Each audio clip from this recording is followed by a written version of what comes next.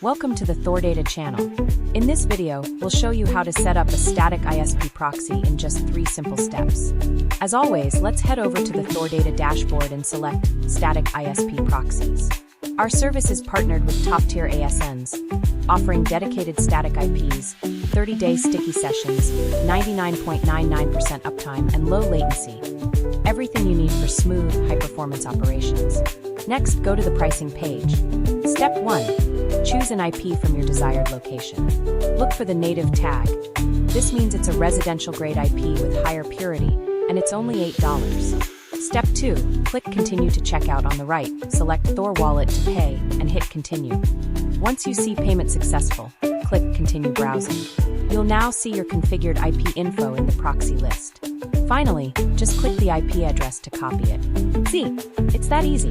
Click the link below to visit the Thordata website and start your efficient data journey today. Don't forget to like, subscribe, and hit the notification bell. See you in the next video.